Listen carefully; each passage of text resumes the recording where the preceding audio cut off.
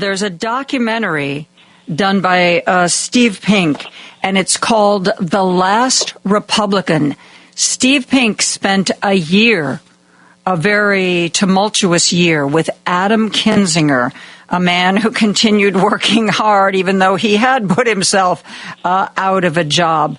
I want to play for you real quick a little clip from the documentary that the three of us are going to be talking about after the break. Lady B, go ahead and play that Kinzinger, would you? Naively, I thought there's no way people aren't going to wake up from this. I remember the day after January 6th, everybody was kind of waking up at that point. The president bears responsibility for Wednesday's attack on Congress by mob rioters. He should have immediately denounced the mob when he saw what was unfolding. These facts require immediate action by President Trump. President Trump is practically and morally responsible for provoking the events of the day. No question about it. I called it was like Saturday morning when you had a giant party at your house Friday night, and now you got chickens flying around. You have a bad headache.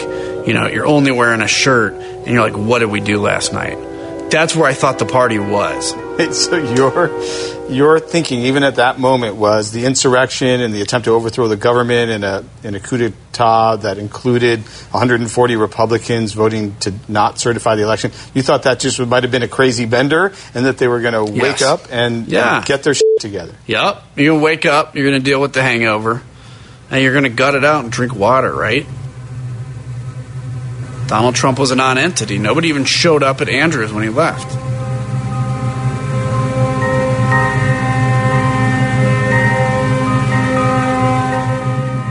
But you can always fix a hangover by starting to drink again.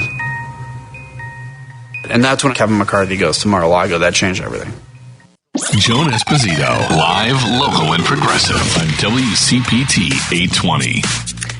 I am, of course, still joined by Spencer Critchley, author of Patriots of Two Nations, but we are pleased to also welcome to our discussion Steve Pink, director of The Last Republican, a year of filming the life of Adam Kinzinger as he was pretty much wrapping up his career on Capitol Hill. The documentary is going to be shown as part of the Chicago International Film Festival, which opens today. Steve, welcome to our show. Thank you. Thanks for having me. Thrilled to be here. I am going to give Spencer an opportunity to chime in a minute, but I have to tell you a couple of things. I loved when you asked Adam Kinzinger, a lot of people have wanted to do a documentary. Why did you pick me? I'm not even a Republican. And he looks at you and he goes, hot tub time machine. Which is probably how you are more famously known as the force behind the movie Hot Tub Time Machine. I also loved, the whole documentary was so well done. And one of the things, I'm very critical when it comes to documentaries, because sometimes I think documentary makers fall too in love with their footage and can't really edit themselves. And so sometimes it's a little long or it drags a little bit. Not this documentary. Man, you edited this so tightly, and it goes from one thing to the next thing, and I found myself riveted. But the conversation you also have with Adam Kinzinger at the very end, where you say to him, if you use this documentary to run for president and you become president, you better not do anything. How did you put it? You better not do anything bad, or I'm coming for you. Yeah, I drop words you can't say on the radio, but I know. I'm saying if this somehow you become president as a result of this documentary, I will be beside myself. I don't use those words. You're a little clearer in your communication than that. But I was just, it's a story, especially living in Illinois. Naperville, which he represented, isn't that far away.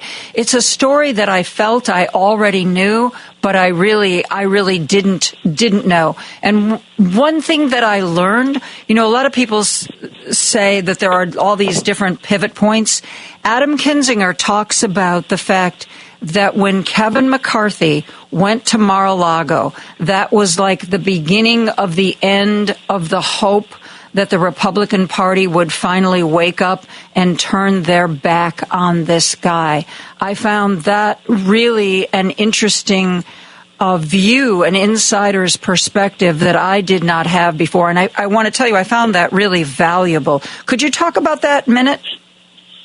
Yeah, I mean, I was struck by that, too. We were talking, I was, having him take me through, what he was experiencing from the moment, essentially, that Trump was elected all the way through the contest of that election, and then, all of the things that led up to the, at least external things that we knew about at that time that led up to the events of Jan 6. And so then Jan 6 happens, and, Adam starts to tell me that there was this kind of power vacuum, right? Like, the inauguration happens, and the party is in disarray, and there was there was a vacuum of power because, and another kind of detail that I was struck by was that nobody went to Edwards Air Force Base to see off to see the president of the United States off. Like, that just seemed a kind of a shocking thing that nobody, not a single Republican, met him at Edwards to see him off. And so that created this power vacuum where, if there was going to be a reset in terms of what the Republican Party looked like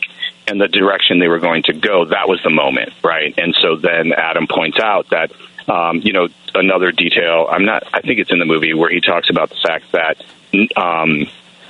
Trump had not spoken or been seen in public in this time between January 20th and the time McCarthy goes to Mar-a-Lago. In fact, I think that was the first published photograph post, Trump's term. And then it was in that moment, as a result, that power reconcentrated around McCarthy and Donald Trump, and kind of, the die was then cast in terms of the direction of the party. And I found all that to be really, really shocking because I didn't know that there was a moment where things could transform, and there was. What struck you, Spencer? Oh, man, I've got to echo what you were saying, Joan. Like you, I've seen a lot of documentaries. I'm a fan of the form, but this is one of the best I've seen. The substance is there, but what storytelling to present that substance. I mean, what a great idea to put Kinzinger at the center of it and tell his personal story.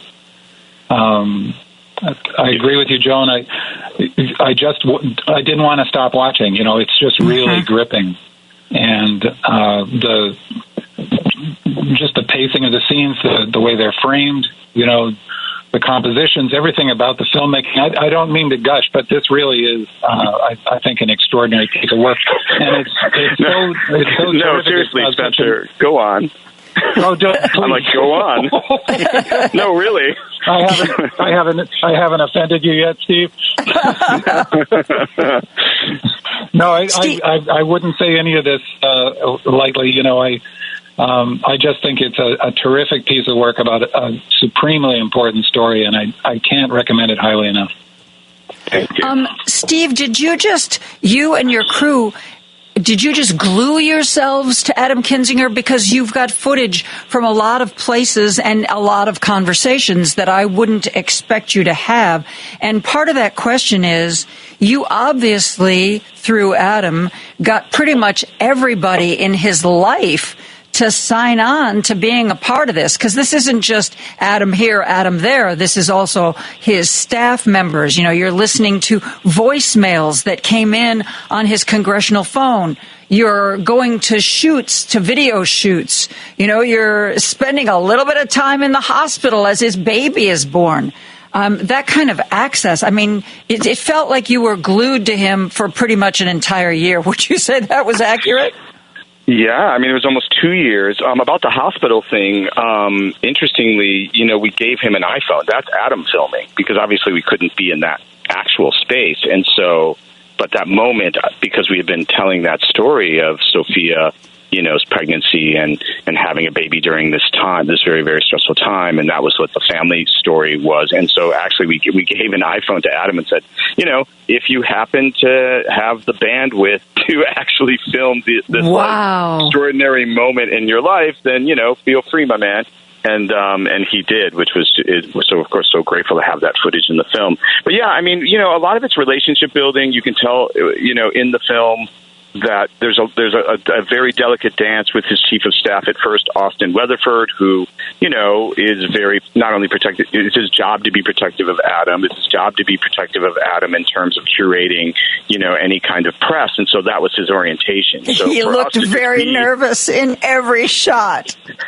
Yeah, and we were just there, and he was like, I don't understand why my boss even agreed to this. Like, this does not seem like a good idea. We don't know who these people are. And so, building trust was obviously super important. And then, we always, tried to stay in touch with the events as they were happening to Adam in real time. And I live in Los Angeles, so when we would hear things were going on, we would rush out to LA. I would rush out to LA with a cameraman and my sound person. And just try and be there for things, to be there for important moments and crucial moments. And sometimes those things happened and sometimes they didn't. One thing that it surprised me in this documentary is that it sounded to me, and please correct me if I got a wrong impression here, it sounded to me that when he first took a stand and came out in the hallway and said to reporters the election was not stolen, so don't even go there. I think he thought that would not be the career-ending stance that it later became to be. I got the impression that he thought that there were other people of good character other than Liz Cheney who would also come out and say, okay, things are a little crazy right now, but no, the election wasn't stolen, moving on. Did you get the sense from him that in the beginning when he took a stand, he was surprised that others didn't? I mean, part of the reason I really grew to like Adam, and I call him, now a very, very good friend, because, of course, I didn't want to. At first, I was like, you hear me say in the film, a courageous Republican is still a Republican. I'm a progressive. I wasn't interested in his At one point, he calls you a communist, and you correct him. Yeah. So I'm like, I'm not going to let you get away with that. And, it's funny because we would start to, the banter between us kind of grew out of an organic, way of interacting with each other that kind of built our friendship, even though we have vastly opposing views. But in any case, I was really struck by the fact that this was a person who would leap into into a situation where he would do something that he thought was the right thing to do on principle as a pure decision. Whereas, I go through the world a bit more skeptically, right? I will, think to I try to be a person of integrity and principle, but I also kind of weigh what, I'll do from one moment to another in terms of its risk. And so it was interesting. Like, I think we all do. And so for Adam to not have any sense that he might lose his family, he might lose his, social circle, he might lose his job, he might lose his standing with the public. I don't think it occurred to him. Well, I know it didn't occur to him because he says so in the documentary. He felt like this was a moment where you have to stand up, no matter the risk and no matter the consequence.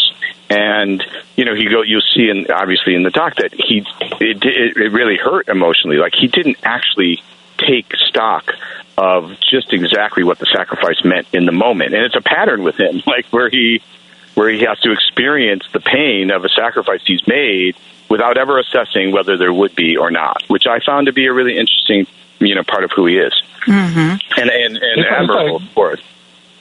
Oh, sorry to interrupt. If I could, Joan, Steve, I wanted to mention that it seems to me that another element that makes the movie so captivating is this developing friendship between you and Adam Kinzinger, and it seems clear by the time it ends, and you're making that threat about that if he becomes president, you'll come for him, and he says he'll name his first major piece of legislation the Steve Pink Conservative Future Act or something. But the bantering between you and the starting with the skepticism and your deep skepticism of Republicans, and by the end it seems like you're buddies, is another thing that I think makes the movie captivating. Well, I didn't expect that, actually. I wasn't supposed to be in the documentary at all. I was really started off making the film as a profile in courage because he had sacrificed so much. And obviously my opposing political views was another interesting aspect because it was surprising that I was going to engage in making a documentary with someone whose views I opposed. But because he had done this, because he was so courageous, I thought it was interesting. He was an interesting subject for a documentary because it's kind of him against his entire party. But then the movie kind of started to transform. At least in the editing room, I started to notice that. Well, I shouldn't even say I started to notice. My editor did a string out of all the banter between Adam and I that I knew was occurring when we were shooting, but I didn't know there was any cohesion to it. Right? I didn't know there was this thing that was occurring between us that we had captured on film. I just wasn't really aware of it. It was just me naturally interacting with him while we were shooting. And then, when we got into the editing room, we saw all of this kind of funny interaction and decided that, the movie is also about the importance of civil discourse between people who agree on nothing. And that's why it became part of the film. One of my favorite moments is when he's talking about Reagan. I'm asking about his past and how he became a Republican, and he stops himself. And that's what I really felt like our friendship, had solidified, because he's talking about how he had this love for Reagan, and he stops himself because he knows that I don't like Reagan, but I don't think he was a great president. The man who single-handedly set the wheels in motion to destroy the middle class, that guy? Yeah, that guy, Steve? That guy. The Iran-Contra scandal, it goes on. And so he stops himself. He's really funny. He goes, well, I was a Republican because of my family and because Reagan was president. And then he's like, you know what? You probably hated Reagan, and I liked that moment very much because he's aware that it was a moment where he was aware that I was going to give him trouble for because I was never going to let him get away with saying Reagan's a great president. And he knew that. And I felt like, the ability to be friends and know that your friend has an opposing point of view and be able to discuss it without things going, terribly wrong, either in your friendship or even in a conversation, was something that I thought was important to the film. Another thing that struck me was, and I'm trying to remember, I should have written it down, exactly how he worded this, but he sort of said to you along the lines of, with everything that's happened, with everything I've been through, sort of like, you're probably expecting me to become a Democrat. Something like Democrats, something about a Republican, getting their wings and becoming a Democrat. And I found that really interesting because I had at the Democratic National Convention, I had a long conversation with our former Congressman Joe Walsh, who was an original Tea Party guy and is now, of course, traversing the country campaigning for Kamala Harris. And at one point, we were talking, and I just looked at him and I said, why aren't you a Democrat? And he burst out laughing like I had just told the best joke possible. So what is this about, they got the same thing from Kinzinger. And from Joe Walsh, just because they are currently campaigning for Kamala, sure as heck doesn't mean they're Democrats. But after everything both of them have been through, I still want to know why not? Why? Your party's become the party of mindless cruelty and ignorance. Why not? Don't blame us for your party going completely off the rails. But since it did, you guys are people of principle are going to are just unquestionably in a position where they have to reassess their positions. And, because I'm a progressive, I have no problem saying well, first of all, maybe your positions weren't that sound to begin with, number one. And number two, now it's easy for you to hold a political position when everyone around you holds that position. But now that you sing singularly on an island, maybe you'll want to join a group, and hey, maybe you want to join our group. There's another party that hasn't gone insane that takes civil service and politics and doing what's best for one's fellow man. That party is called the Democratic Party. Why don't you give us a look? And so I think at first, Adam, of course, objects to that. But I keep working on them, And so that's my joke. I said to him, like, of course I think that inside every Republican is a Democratic, waiting to come out. Like that's that I will always believe that, because I want people to, take on or, to embrace the things that we as progressives find, to be crucial to the kind of safety and security and protection of rights for all Americans. Spencer and I were talking earlier about human nature. He comes from advising nonprofits and early on in that process discovered that some of the same human foibles that show up in the corporate world show up in the world of nonprofits. One thing that made me sad is that I know it became very public, and you talk about it in the documentary, the letter he got from his cousins about, we're disowning you, we think you're terrible, we don't understand what happened to you, et cetera, and so forth. But I also know he also got a similar missive from the guy who sat behind him when he flew fighter jets. His literal wingman was like, I want to have nothing to do with you going forward. And okay, if you are Trump supporters, okay, but Adam Kinzinger, you've ridden in a fighter jet with him, you've grown up with him. I was kind of surprised that nobody came to him and said, this seems out of character. I know you, and I know you have a good reason for doing what you do. Why are you doing this? But instead they went right to the, oh my God, I can't believe you're doing this. You're dead to me. I thought that was to me one of the sadnesses of the film, that people who should have known better never gave him a chance to explain or gave him the benefit of the doubt. Yeah, I think if you ask Adam, and I wish he were here to address this, I think that is one of the things that disheartens him the most. I think when his co-pilot, who had, he had flown combat missions in a theater of war with, came out and said that he was essentially disowning them or, disowning Adam or saying, like, we're no longer friends, for political reasons. I think that was really disheartening to Adam, because Adam's also, he often talks about the fact that politics should never be the actual reason why you lose a friend or you lose a good relationship with a family member. And I think he, obviously he feels that because he has lost, friends and family, exclusively through people's, feelings about, the other's political views. And he's, if he could, and, I believe this too, if there's anything that one shouldn't do is divide each other over politics. And I know that sounds kind of, a crazy thing to say, given that our entire nation is now divided over exclusively over politics. It's something that if we had to repair anything, it would be that first, I think. Mm-hmm. Yeah.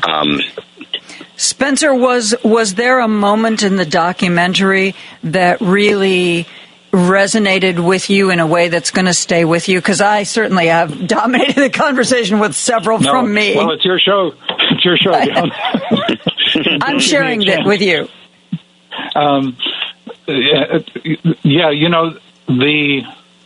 What Steve was just saying, and continuing this theme of the friendship that developed between you two, Steve, really did hit me, and I agree completely that it's so important it's inspiring to see people being friends who probably disagree with each other about every important issue.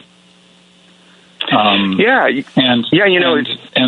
importance of that, of preserving not just family and friend relationships, but our very society. As you said, that is what it means to have a civil society. That's what it means to be a liberal in the largest sense, whether you're a conservative liberal or a liberal of the left, is to agree. We're going to start by resolving our differences through debate, based on listening to each other, and not through coercion or violence. And that's what it looks like. Yeah, it was something I learned too.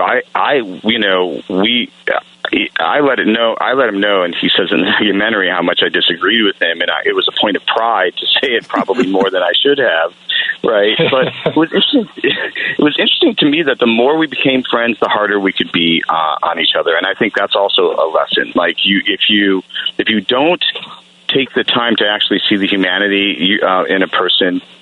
Even if you have a great argument, no one's going to hear it. But like the minute, you spend time with people, and again, this might seem overly obvious, or very obvious, but and maybe we're in a moment where things that are this obvious are important to say out loud again. It's like you should really try to see the humanity in others and really be friends with them, so that you can joke around with them and that you can see what common interests you have.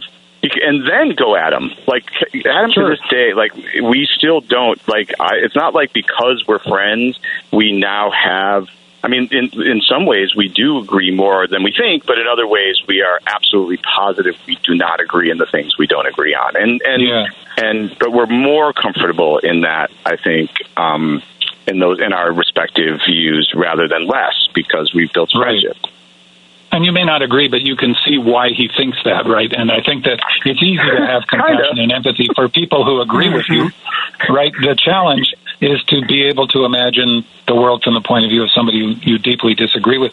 I also wanted to mention in terms of inspiration, and I think this is an important kind of moment for everybody, including, people on the left who often dismiss the talk of honor and duty. When Adam talks about, like, when he intervened to save that woman who was going to be stabbed to death by her boyfriend in the street, and he knew he was risking his life by grappling with this bigger guy with a knife, and when he discusses his decisions to do the right thing as a member of Congress, and he did sacrifice himself, and this is what Joan and I were talking about in the first half hour. It's very hard to ask anybody to act against their own interest, even if it's just a matter of inconvenience, let alone risking their career or literally risking their life. But to see it when it happens, I think we have to honor it. And, yes. I've seen it happen in my work working with, for example, I had a police force as a client because the city was a client, and it was one of the best police forces in the country, in my view. It was led by one of the most enlightened chiefs in the country in a very high crime, very dangerous city. And, of course, lots of people on the left assume all cops are just, racist thugs. And I watched these guys, almost all of whom I would imagine voted the opposite from the way I vote. But I would watch them rush out the door to risk their lives for complete strangers. Many of those strangers don't like cops. Without a second Spencer, thought. I got to jump in. We are out of time. Steve, we could talk for another hour about this. Hey, next time you see Adam, I've been trying to book Adam Kinzinger on this show for well over a year, and he's always too busy. I tell him I talk to Joe Walsh, I talk to Pat Brady, I talk to Republicans. We can have a discussion now that he knows through you, Steve, that all Democrats and liberals are not out to get him. Maybe you can convince him to join me. Oh, I would be happy to make an introduction. I'm sure he'll join you on the show, and right after after the election, he'll have more time. So yes, absolutely. The documentary is called The Last Republican. Oh my God, it's so good. You've got to see it. It's part of the Chicago International Film Festival. That's going to do it for me. I will see you tomorrow. Have a good evening. Good night.